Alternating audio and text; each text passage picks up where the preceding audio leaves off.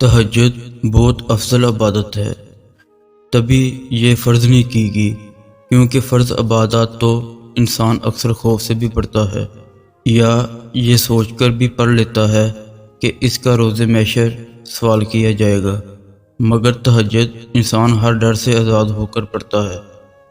اس میں سوال اور جواب کا خوف نہیں ہوتا، نہ یہ سوچا جاتا ہے کہ یہ فرض ہے۔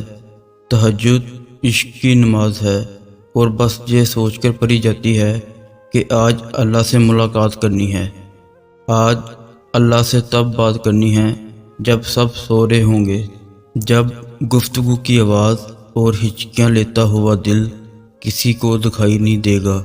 جب دل اللہ کی محبت سے بھر جاتا ہے، تب اللہ انسان کے دل میں اتنی طرب پیدا کر دیتا ہے کہ وہ رات کے گپ اندھیرے میں اپنی سکون کی وہ نیند چھوڑ کر اللہ سے ملنے آتا ہے۔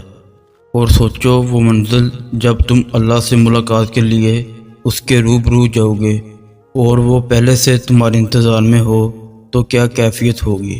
سارا جہاں محبت کے رنگوں میں ڈھل جائے گا، ہر چیز معجزہ لگے گی، اور اللہ کی محبت سے دل یوں پھٹنے لگے گا کہ جیسے سکون سے ابھی جان نکل جائے گی۔ ابھی تو سب سے لاڈلی عبادت ہے یہ، اور اس عبادت تک پہنچ جانے والا اللہ کا سب سے لاڈلا بندہ ہے۔ اور بتاؤ پھر جب لاڈلا فرمائش کرتا ہے تو کیا اس فرمائش کو رد کرنے کی گنجائش باقی رہتی ہے؟ تہجد کو آتے ہیں سارے ہنر اللہ کو منانے والے۔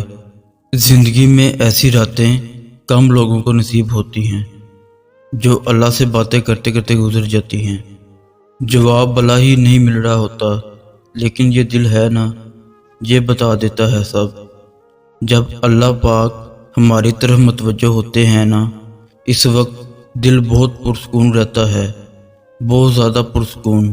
ایک عام سی بات بھی اللہ کو بتاتے وقت آنکھوں سے آنسو آنے لگتے ہیں۔ ایسا محسوس ہوتا ہے کہ اللہ سن رہا ہے، اللہ ہمیں دیکھ رہا ہے۔ کچھ بھی پریشان کرے تو دعا مانگا کرو، دعائیں اللہ تک پہنچ جاتی ہیں، اپنا رستہ بنا لیتی ہیں۔